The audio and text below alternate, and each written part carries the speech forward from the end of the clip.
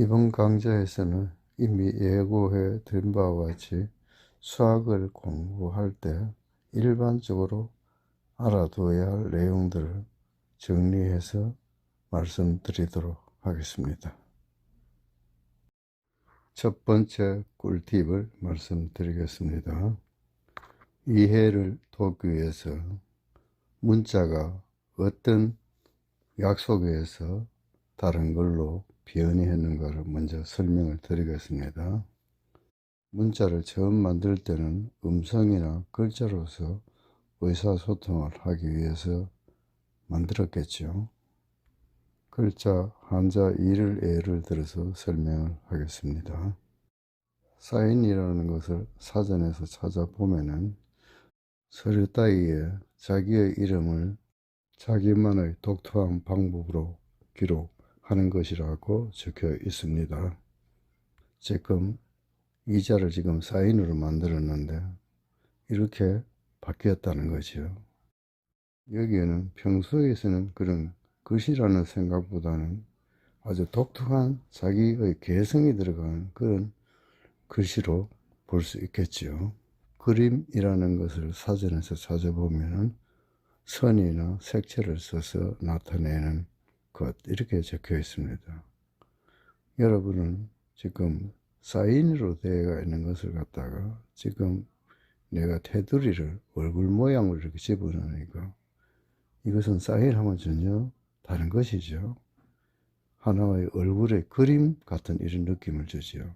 이 경우에는 문자의 성격이 조금 들어가 있고 그 다음에 사인의 성격도 좀 들어가 있고 결국은 이것은 그림이다 이런 느낌을 받게 되죠. 이렇게 어떠한 약속에 따라서 새로운 것이 탄생한다는 것이죠.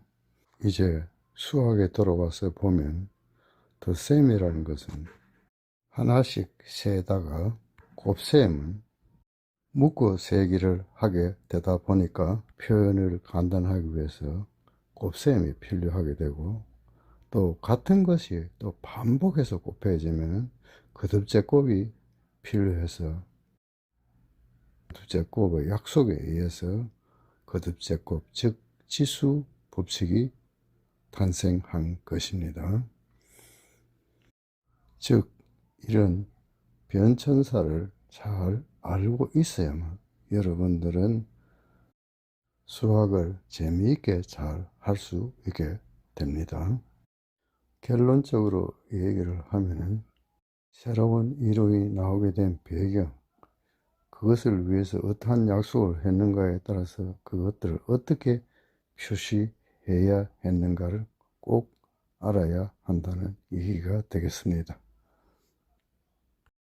다음으로 꿀팁은 새로운 배경이 탄생한 배경을 반드시 알아야 하고 또 그 개념을 쓸 때 제한 조건을 반드시 알고 있어야 합니다. 화면에서 볼 수 있는 바와 같이 3 플러스 2는 5다. 이런 것이 항상 성립하는가 이런 것을 알아두어야 합니다. 지금 예를 들어서 소금 3cc와 소금 2cc를 한 컵에 모으면 얼마의 소금이 되겠습니까? 그러면 우리는 5cc의 소금이 됩니다. 앞에 식이 잘 성립합니다. 그런데 지금 소금 3cc를 물이 2cc가 들어있는 컵에다가 합치면 몇 cc의 소금물이 되겠습니까? 이렇게 물으면 소금이 물에 녹아 들어가기 때문에 5cc의 소금물이 될 수가 없죠. 이럴 때는 이 식을 쓸 수가 없습니다. 여러분들에게 잠시 어떠한 수들이 있는가를 보여주도록 하겠습니다. 이 수들 중에서 여러분들은 어디까지 배웠습니까? 이 수의 종류에 따라서 표현하는 방법, 난이도 이런 것이 결정이 됩니다. 참고로 하세요. 다음은 해당 개념에 대한 예를 아주 간단한 것을 들 수 있어야 됩니다. 간단하게 예를 들어 놓으면 뒤에 보면 금방 본 개념이 무엇인지 곧장 알게 됩니다. 예로 거듭제곱의 경우 두 개씩 묶은 묶음이 두 개일 때, 이것이 다시 또 두 묶음이 있을 때, 이것은 2 곱하기 2 곱하기 2 해서 이것을 2의 3승이다 이렇게 표시하는 것을 우리가 거듭제곱이다 이렇게 써 놓으면 되겠지요. 또 학생들이 잘 놓치는 것 중에 하나가 ax 이퀄 b 혹은 ax 가로 x 마이너스 b 이퀄 0 혹은 x 이퀄 a분의 b, 이들 식에서 x를 구할 때 이런 것들이 아주 이렇게 단순하게 나올 때는 a가 0이 되면 안 된다는 것을 학생들이 잘 압니다. 그러나 아주 복잡하게 식이 얽혀 있고 식을 약분하고 이럴 때는 자칫하면 이것을 놓치는 학생들이 많아요. 이것을 꼭 명심해야 됩니다. 이런 경우 왜 우리가 분모가 0이 되면 안 된다 하는 것은 잘 아시죠? 분모가 0이고 분자가 0이 아닌 경우는 우리가 이 값이 모르면 이것을 x로 나와보면 분자는 이퀄 0 곱하기 x 이렇게 됩니다. 0 곱하기 x는 무조건 0이 되는데 분자가 0이 아닌 수의자이므로 이것은 될 수가 없습니다. 그래서 우리는 이 해를 구하는 것은 불가능합니다. 그래서 불능이라고 이야기를 합니다. 또 분자, 분모가 둘 다 0일 경우는 이것을 우리가 어떠한 수 x로 놔보면은 0은 이꼴 0 곱하기 x입니다. 이것은 항상 성립하죠. 그런데 우리가 x를 어떠한 값이다 이렇게 특정 지어서 이야기를 할 수가 없습니다. 그래서 우리는 이것을 정할 수 없다 해서 부정이다 이렇게 이야기를 합니다. 끝으로 이제 문제의 난이도를 어떻게 해서 높이는가에 대해서 말씀드리겠습니다. 누구나 쉽게 이해할 수 있도록 아주 쉬운 삼각비를 가지고 설명을 드리도록 하겠습니다. 그림과 같이 직각 삼각형의 AB가 주어졌을 때 삼각비 사인 시타를 구하는 것을 생각해 보도록 하겠습니다.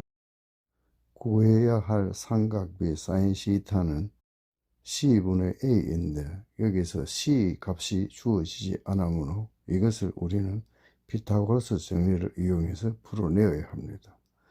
피타고라스 정리는 직각의 맞변, 즉 빗변의 제곱한 것은 직각을 끼고 있는 두 변의 제곱의 합과 같다는 것입니다. 이것을 이용해서 C를 구하게 되면 C는 루트 5가 되겠습니다. 따라서 삼각비 사인 시타는 C분의 A, 즉 루트 5분의 1이 되겠습니다.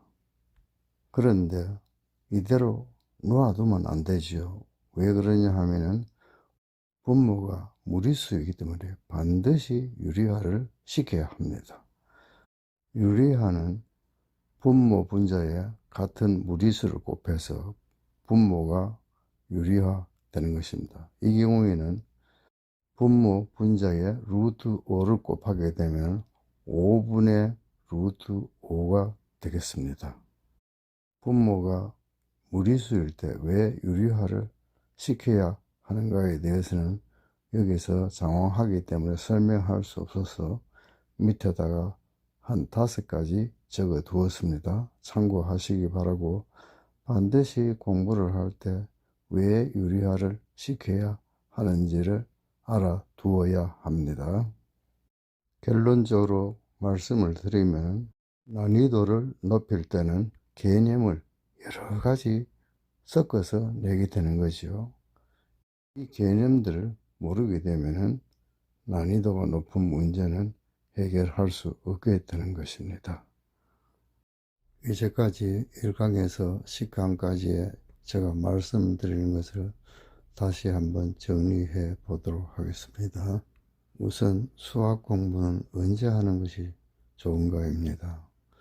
수학은 좀 그 흐름을 파악해야 되기 때문에 좀 공부하는 시간을 조금 많이 잡는 것이 좋습니다. 그래서 여러분들은 다음 주에 할 공부를 갖다가 미리 예습을 하는데 토요일 오전 시간을 전부 수학 공부하는데 투입을 했으면 좋겠습니다. 이때 여러분들은 EBS 교육 강좌 중에서 가장 어려운 강좌를 선택하십시오. 개념을 설명할 때는 어려운 강좌나 쉬운 강좌나 전부 다 내용이 똑같기 때문입니다. 강의를 들을 내용은 첫째, 새 개념의 도입 배경, 그 다음에 거기에 따른 약속, 그 약속에 따른 새로운 개념의 표현, 예제풀이만 딱 하나만 보시면 됩니다. 나머지는 여러분들이 학교에서 선생님이 풀어주는 것을 보시면 되는 것입니다. 이때 들으면서 여러분들은 반드시 자필로 수업 내용을 기재해 두어야 됩니다. 이때 기재하는 것은 노트의 왼쪽에 기재를 하십시오. 그리고 오른쪽으로 남겨 두세요. 거기는 앞으로 여러분들이 공부하다가 보면은 주의해야 할 사항, 난이도가 높을 경우에의 문제, 이런 것을 거기에다가 기록해 두어야 하기 때문입니다. 들은 수업과는 별도로 여러분들이 반드시 이 개념에 따른 예제를 하나 반드시 만들어 보십시오. 이것은 매우 중요합니다. 영어 공부는 어떻게 하면 좋은가를 잠시 말씀드리겠습니다. 영어는 단어를 외우고 문법에 맞도록 사용하면 되지요. 따라서 여러분들은 일단 문법책을 여십시오. 그리고 각 문법마다 대표적인 문장이 있습니다. 그것을 하나씩 외우시고 거기에 나오는 단어들을 외우십시오. 그런 후에 이제 단어를 외우시면 됩니다. 영어는 아주 단순한 것이죠. 단어를 외우고 문법을 알고. 그래서 여러분들은 영어 공부는 장시간 할 필요가 없습니다. 시간 나는 대로 하면 되는 거죠. 그것은. 그래서 여러분들은 단어, 수고 이런 것을 열심히 외우셔야 합니다. 언제든지 영어 공부를 하고 싶으시면 A4 용지에다가 한 15줄 이렇게 영어 단어나 수고를 써서 벽에 걸어 두십시오. 그리고 왔다 갔다 하면서 외우십시오. 그러면 아주 그렇게 어렵지 않게 영어 단어를 외울 수 있습니다. 또 한 가지 방법은 영어 단어를 카세트에 아주 2시간 정도 녹음을 하세요. 그리고 학교 갈 때, 올 때 들으십시오. 그러면 여러분들은 영어 단어를 뭐 특별히 시간을 내지 않아도 공부하게 됩니다. 마지막으로 자기가 좋아하는 과목을 가장 높은 위치까지 올라가 보십시오. 그러면은 우리가 산에 오르는 것과 마찬가지로 우리가 100m의 정상에서 세상을 보는 거하고 그 다음에 50m 올라가서 세상을 보고 또 다른 곳이 50m 올라가서 세상을 보는 것은 차이가 엄청납니다. 그래서 누구나 좋아하는 과목을 정상까지 올라가 보는 거예요. 그러면 다른 과목도 그와 같이 여러분의 눈에 보이게 됩니다. 그래서 이것이 상승작용을 해서 여러분들은 모든 과목을 공부를 잘 하게 되고 재미있어지게 됩니다. 저희 성장 과정을 잠시 말씀드리는 것이 여러분들한테 도움이 되지 싶어서 잠시 말씀드리도록 하겠습니다. 저는 초등학교 6학년 때 분수를 소수로 원쳐라 이런 문제, 즉 2분의 1은 소수를 원치면 얼마입니까? 저는 그때 아무것도 몰랐어요. 1.5 이렇게 했습니다. 그래서 담임 선생님한테 혼쭐이 났죠. 그렇게 세월이 흘러 중3 때였습니다. 저의 1년 선배인 아주 공부를 잘하는 선배님이 계셨어요. 그분의 도움으로 저는 지금까지 제가 얘기해온 방법대로 공부를 했어요. 그 형님 덕분으로 그 이후에는 저는 수업 시간에 단지 메모만 하는 것으로서 더 이상의 공부는 하지 않았습니다. 그런데도 저는 중3 2학기 때부터 계속 만점을 받았습니다. 저는 물리학을 전공했기 때문에 물리학을 전공하려면 대학에 들어오면 한 1500페이지 되는 엄청난 수학을 배우게 됩니다. 그러나 별 부담 없이 수학을 배울 수 있었습니다.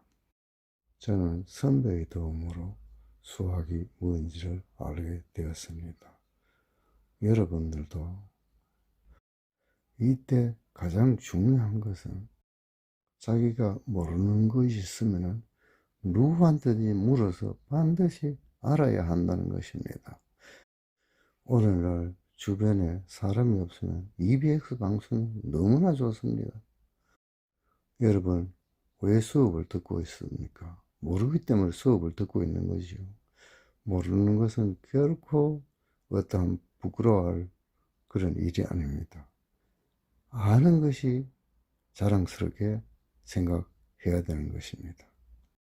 여러분, 사목도 물을 충분히 주면 옥토가 됩니다. 사람도 수학을 공부하게 되면 지식이 쌓여서 사람이 지혜롭게 살게 됩니다.